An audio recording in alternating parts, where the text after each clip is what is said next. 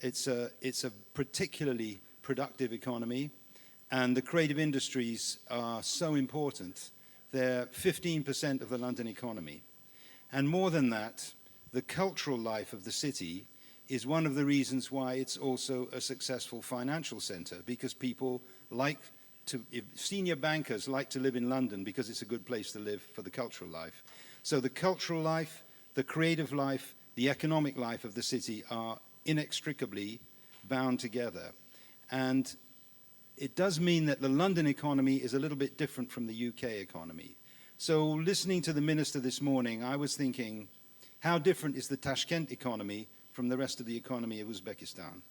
And this is a significant issue for national policy when we're thinking about the creative industries, because it tends to be a very urban phenomenon, the creative industries. We think of it as digital, we think of it as 21st century.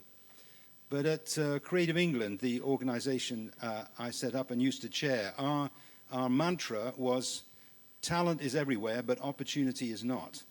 Because we only focused outside London because, of course, there are talented entrepreneurs in every community.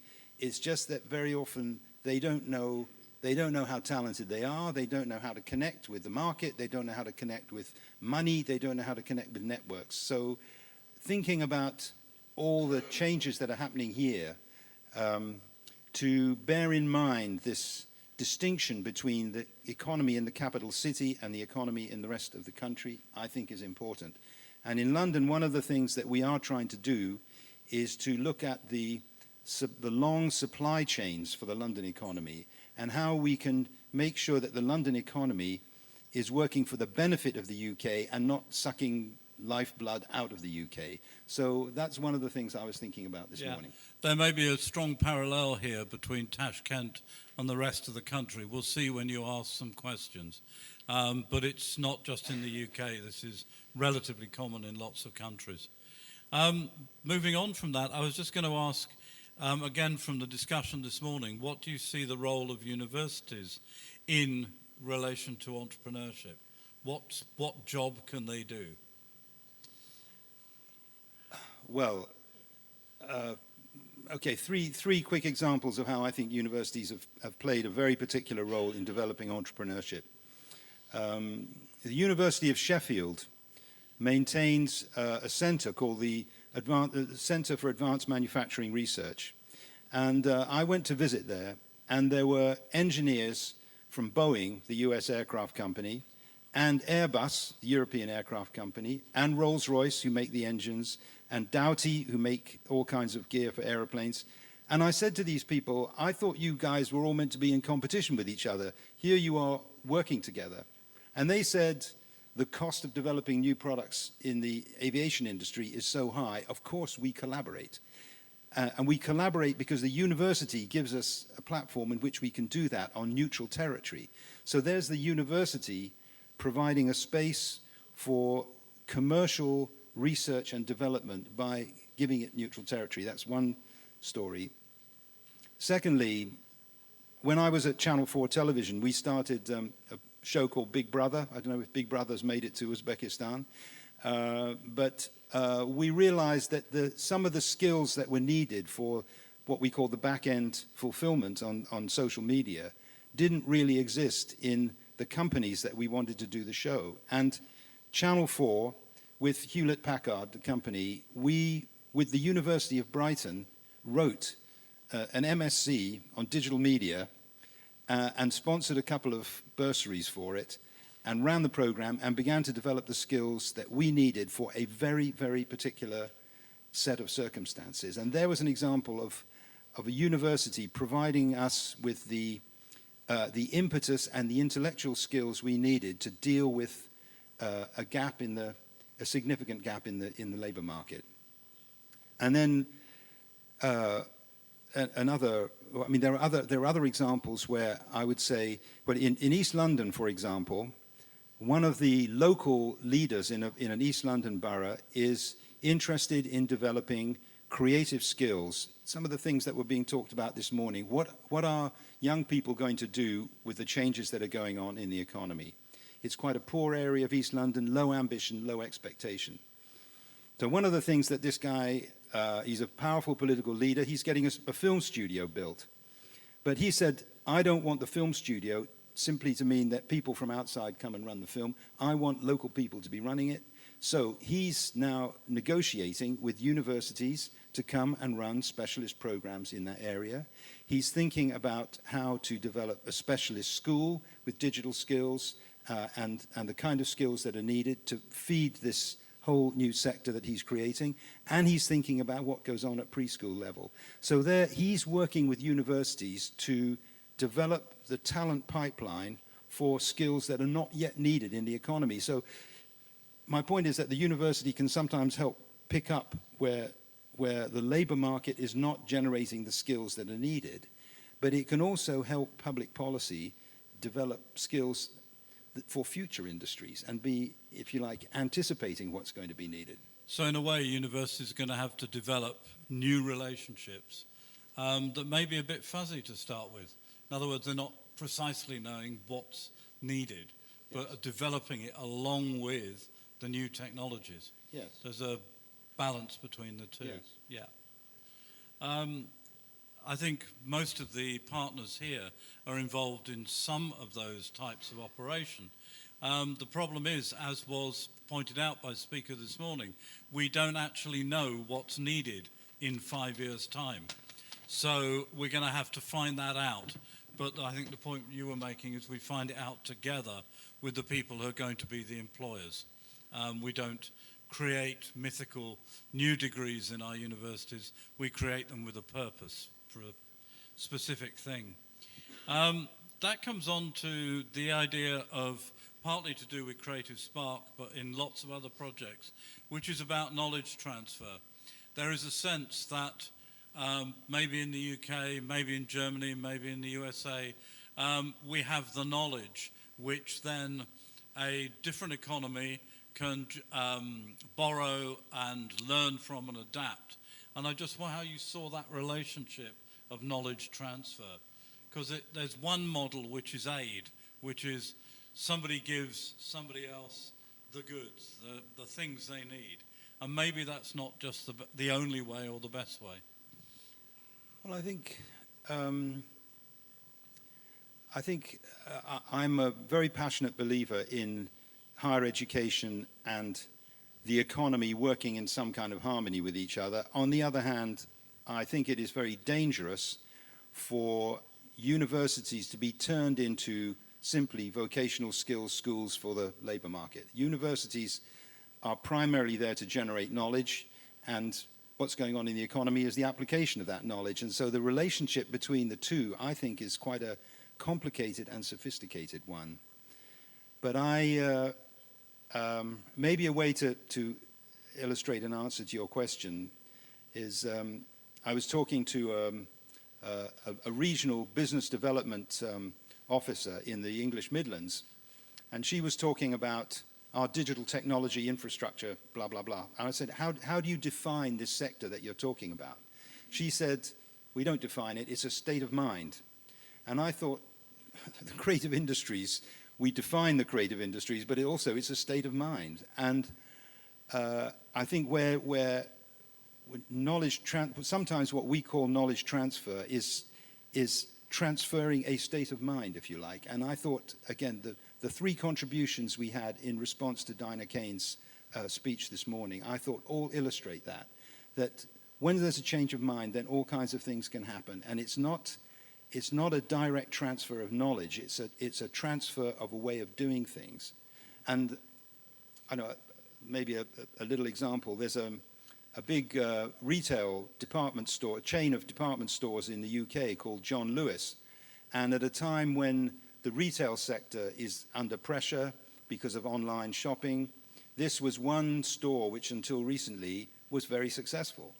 And I asked the chief executive once, how come your chain is successful when everybody else is not? And he said, because I persuaded my store managers that instead of our running a chain of stores with some websites, we were running an online business with 1 or 2 centers for physical fulfillment. And he said nothing changed except what was going on in their heads. And for me, that was a great statement of of the way in which not knowledge transfer, but change of mentality transfer between entrepreneurial thinking in the creative sector and academic thinking in the academic sector can enforce and enrich each other without either side treading into what is properly the other's territory. Yeah. Okay, so I think, in a way that sums it up quite clearly in terms of a rethink or a mindset that from which many different outcomes can come. So it's that shift in thinking which is the key thing. And I think we're all in partnerships of different sorts between the UK and Uzbekistan. And I think to a large extent that is the way forward. It's just a rethinking rather than if you like, a training. Because in Uzbekistan, people will find their own way of doing things. And that will work in this economy in a particular way. The area that I'm also in a partnership in Kazakhstan as well, and something that's common to both partnerships is who teaches in a university. Now with Creative England, you're dealing with over 500 companies, 50 million plus investment. Do you see a role for those companies in the education sector, in the academic sector? Is there a synergy that can be had? Yes, and I think that it's the way in which partnerships are put together. I think that kind of relationship where the university and local businesses and perhaps local policymakers can think together about issues that need to be resolved, about the delivery of public services, about issues, social policy issues, cultural policy issues. There can be a discussion about how these things can best be dealt with. At a local level, it usually works at a city level, which can be very productive and doesn't require national policy, it doesn't require national legislation, but it means that practical issues are dealt with by pulling together the people who have the range of experience and resources to resolve particular problems, and that's been very successful for us. And maybe that goes back to your earlier answer. One of the roles of the university is to provide that forum, to Absolutely. Provide that context in which those people can come together.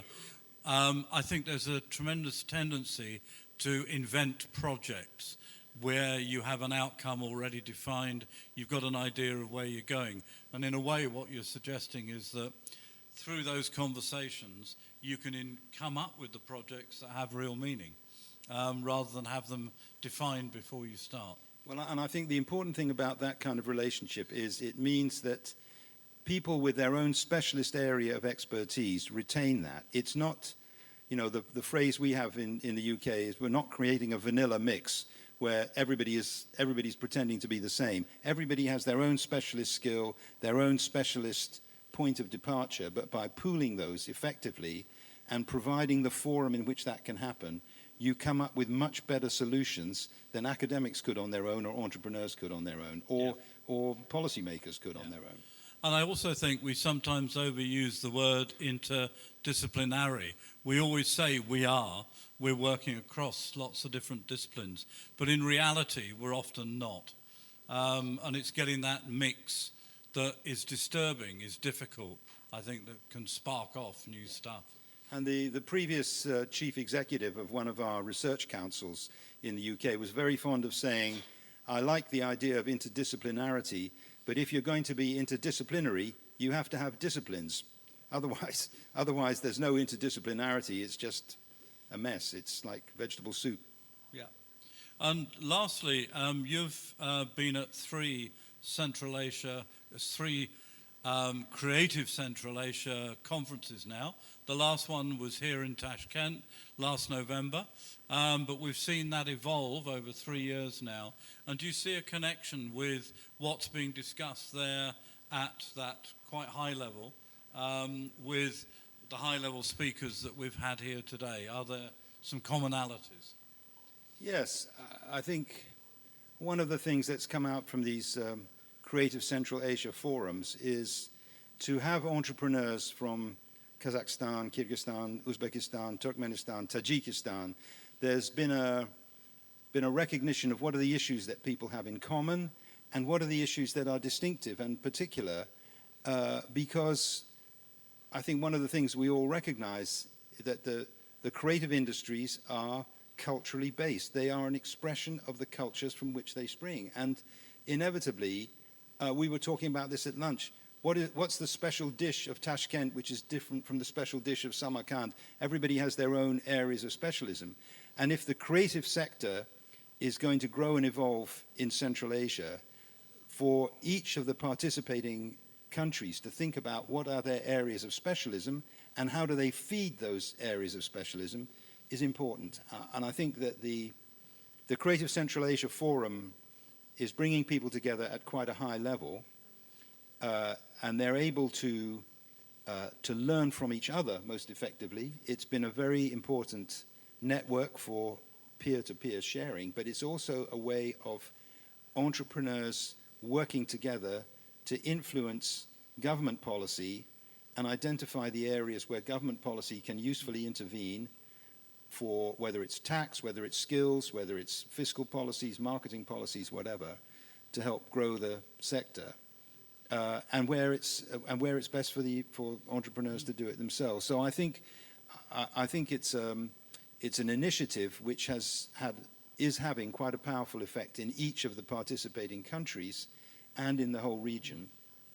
And that impact must include its relationship with the higher education structure in each country. Yeah. Because otherwise, the creative industries is this generic term. It's, what are we talking about? Are we talking about crafts? Are we talking about digital technology? Are we talking about very, very particular areas? And I think that one of the things that comes out of that forum is ways of encouraging the specialist development of particular skills that are needed. Yeah. And having run for 3 years now, 2 in Kazakhstan, 1 now here in Uzbekistan in Tashkent, we have an offer on the table from Kyrgyzstan to go into the 4th one, as I understand it. So it will continue. So that was something that was set up with quite a lot of funding, but is now flying on its own to a large extent. And flying on its own because there's a need for it, or the people who came to it feel there's a need for it. A young entrepreneur has taken on the role of delivering it, so it can grow. You've heard enough questions from me. Do people have, and I know it's after lunch, I know it's sleepy time, however, do people have questions for John? We've got time for 2 or 3, and then we move into the next session.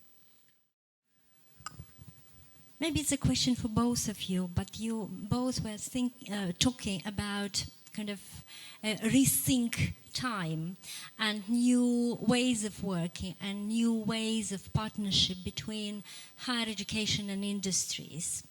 But very often when I talk to my higher education colleagues here, they say, how do we inspire and encourage industries to work with us, meaning higher education sector?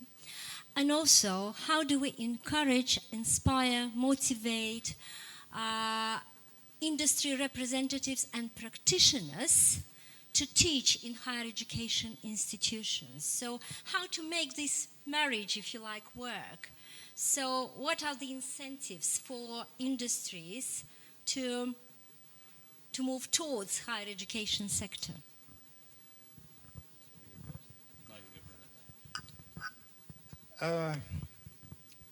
Well, I think, okay, one of our experiences with Creative England has been that many of the most successful entrepreneurs that we work with are people who did not enjoy their experience in formal education. Many of them are people who left school before they finished school, let alone going to university. They don't necessarily see the value of engaging with higher education. In some areas, of course, that's not true. I think in an area like fashion, the London College of Fashion, for example, has a great track record of allowing graduates to use equipment, very simple equipment that the university has, and to encourage sensible business practice and so on. But I think for many entrepreneurs, they don't see what value involvement with the university has for them. They see the university as being bureaucratic, slow-moving, always a little bit behind the cutting edge of what's happening. So I think at one level it's incumbent on universities to think about what they bring that the entrepreneur on their own does not have. And I think that, again, one of our experiences with Creative England is people say, when they're starting a business, I don't need all this business skill stuff, I don't need all this financial planning skill, I know how to do it. It's when the company grows that they hit the problems. So again, we were talking about this at lunch. I think there's a very strong emphasis in thinking about entrepreneurial policy in the startup. But any idiot can be a startup. The question is, will they survive? And I think very often the kind of skills and disciplines that the university system can provide don't appear apparent to an entrepreneur until later in their careers. So I think the universities have a job to sell what they bring to the party to entrepreneurs. And I think that's something which can be facilitated by an organization like the Creative Central Asia Forum, where there are a group of senior, creative, successful entrepreneurs who do see the value of having a good relationship with the higher education sector. Yeah, I think two particular areas. The first area is the assumption that corporates and non-universities will only be involved in practice. They're clever people, often very rich and certainly cleverer than I am, and they will be able to provide real input into policy, into theory, not just practice. So I think for universities to dismiss the corporates as practitioners is a complete misunderstanding of what they do. They're very serious theory people. That's the first one. The other one, to pick up on what John's just said, we run postgraduate courses in entrepreneurship, but a young entrepreneur at 20, they've got a choice. Certainly in the UK, because you pay for education, do they put £9,000 into the fee for the university, or do they put £9,000 into their business? And that's a real decision. It's a lot of money. A lot of them will take the decision they're going to put the money into the business. In the longer term and for the sustainability, and will they be running a business in 5 years' time, they might have been better to put it into the university and their education. But I think universities have got to make a real effort to persuade young entrepreneurs that they are of value. Because when you're 20, that £9,000 you think will go a long way in developing your own business. Can I just add to that? This may not be so relevant in the context of Uzbekistan at the moment, but I think in the high-end digital sectors particularly, the universities or higher education's got a very particular role to play in making sure that young people coming into the industry are able to access the latest thinking and the latest technology. And an example of that would be at a university in the UK, University of Arts Bournemouth, where a major post-production company, Framestore, has a facility, a commercial facility on the university campus. And students are studying at the university, but they can work in the Framestore laboratories in the evening, and they're paid as workers. But what that means is that Framestore have a very clear understanding of what the university is bringing in terms of intellectual capacity and research capacity, and the young people at the university and the university have a very clear understanding of what the company needs. I don't know if people here saw a film called Gravity it was George Clooney and Sandra Bullock in a space adventure a few years ago, which won an Oscar. And the joke was it was made by undergraduates at Bournemouth University. And that's almost true. But what it meant was that young people were coming into the industry on the back of their university experience with the best and most up-to-date skills they could possibly have had. So for that institution, there is no problem in them explaining their value to the sector because they're doing something which otherwise would not exist. Yeah, and I think we also assume that there's an enormous amount of research and development in the corporate sector. Clearly there is. The only factor is, do you know what you're looking for? And maybe the universities have the ability to be quirky, to be different, to not be driven entirely by commercial demands, and therefore come up with something of real value. which probably is of commercial value as well. So I think the independence of the universities can be quite useful in that situation. Yeah. Okay. Do we have any other questions? Yeah.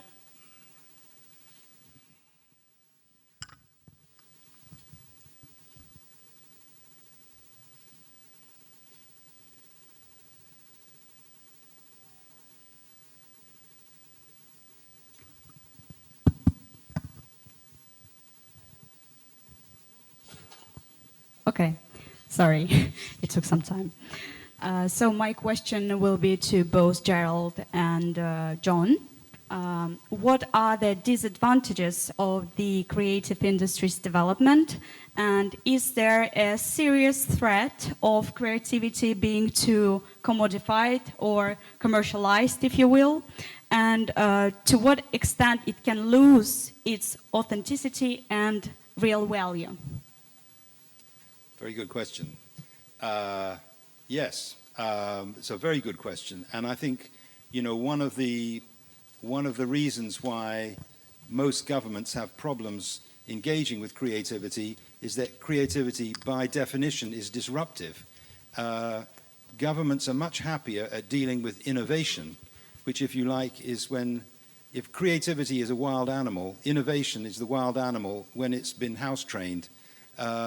And I think that for real creativity is always going to happen outside institutional structures. And the more that we pursue creativity as a discipline, if you like, the more we are likely to destroy the truly creative elements of it.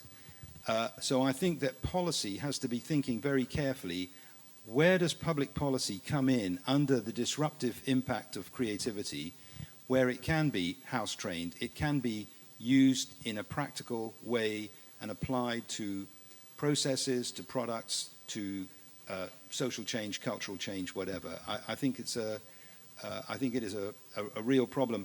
And just going back to one of Gerald's earlier questions, a great Chinese-American musician, Yo-Yo Ma, he's a cellist, he runs an orchestra called the Silk Road Ensemble, which is musicians drawn from all around the world. And one of his favorite lines is, creativity happens where cultures overlap. And I think one of the benefits of the kind of exercise that we're involved in here, and it's true at Creative Central Asia Forum as well, it's where there is overlap of thinking and overlap of ideas that creativity happens. But creativity is not automatically a good thing. I mean, creativity, some of the most creative people are also some of the most crazy people. So people come up with all kinds of great ideas, but they are not practical ideas, or they're mad ideas. So again, I think the role of public policy is to sift out the crazy from the not crazy, to sift out the dangerous from the not dangerous, and come in without losing the spark of creativity. And we're talking about sparks here. It's what you do with that spark afterwards, and that's where the university's got an important role. It can't incubate creativity, it can help creativity grow into something useful, would be my answer. Yeah. I think there's just two minor points on that. There's a Sri Lankan word, serendipity, which roughly translates as glorious accident. And I think creativity often is a glorious accident. The trick is knowing when you've got it and recognizing that something is radically different and has a purpose. And so I think going back to the state of mind, it's a state of mind, the entrepreneurship, to recognize those things that bubble up creatively and we recognize them as being useful. I think there's an awful lot that we don't recognize it. And 10 years later, we go back to it and say, God, that was a really good idea. So I think there's that one. The other one is, which comes partly from art schools, is I don't think you can teach, this is only my point of view, you can't teach creativity. What you can do is create the context in which creativity can happen. And that's something that universities can do, create space. I think on that, we'll need to move on into the next session. So thank you very much for listening. And we'll turn over into the next group. Thanks, John.